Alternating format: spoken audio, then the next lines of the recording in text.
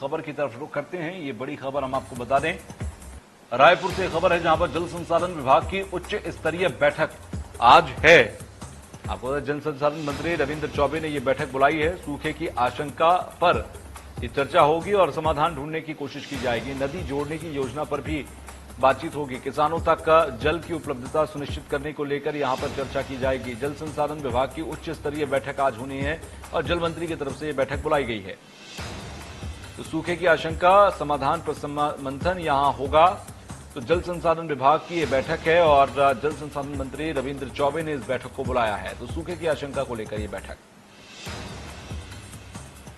Bureau chief Om Prakash Chandrakar हमारे साथ लगातार बने हुए हैं। चंद्राकर, अगर देखें सूखे की आशंका लगातार यहां पर बनी हुई है, आज होने वाली बैठक में जल मंत्री की तरफ से इसी को लेकर चर्चा की जाएगी। कुछ जानकारी बैठक से पहले है, कौन कौन इस बैठक में शामिल होगा इसको लेकर? तुषार, जिस तरह से छत्तीसगढ़ में जो 11 जिले हैं वो घोषित तौर पे कम वर्षा यहाँ पे दर्ज की गई है, क्योंकि हमने इस बार मानसून की मौसम विभाग ने साफ कहा था कि मानसून इस बार अच्छी होगी और बारिश भी अच्छी होगी। बावजूद इसके मानसून जो है वो बहुत कम समय के लिए छत्तीसगढ़ के अंदर मौजूद था। और छत्तीसगढ़ में जिस तरह से देखा गया है कि धान की फसलें अधिकांश किसानों द्वारा ली जाती है, तो धान की फसलों के लिए काफी मात्रा में पानी की जरूरत होती है।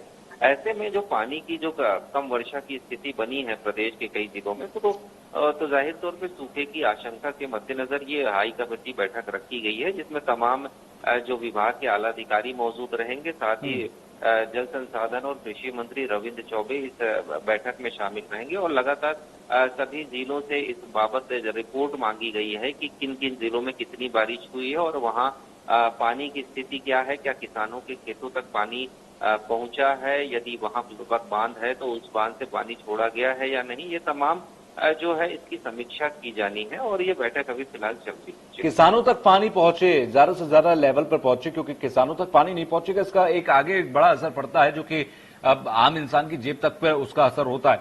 मैं समझना चाहूंगा कि इसके कुछ बैकअप प्लान लेकर भी आज चर्चा हो रही है क्या, कि अगर समस्या है तो वहां पर समाधान ये हो सकते हैं? देखिए तुषार, पिछले दिनों कृषि मंत्री ने ही यह निवेदन किया था, आदेश दिया था कि गंगरेल बांध से पानी छोड़ा जाए। तो गंगरेल बांध से पानी छोड़ा जा चुका है और इस बांध से जो प्रभावित लोग हैं, जो लाभान्वित लोग हैं, उनको पानी भी मिल रहा है। लेकिन फिलहाल हालात ये है कि गंगरेल बांध का जो जल भराव है वो उतना नहीं हो पाया जिस तरह से पहले हुआ करता था।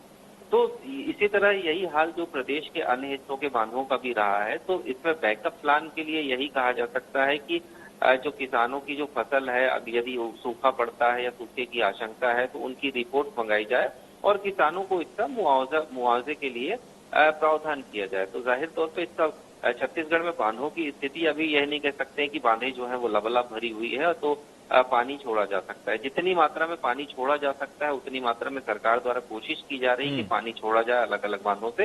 इसके बाद यदि हालात नहीं सुधरते तो जाहिर तौर पे सरकार यही कोशिश में है कि इनकी रिपोर्ट मंगाई जाए बाकायदा और किसानों को मुआवजा दिया जाए। जी ठीक है, आप हमारे साथ बने रहिए, एक और खबर पर हम आपसे जानकारी लेंगे।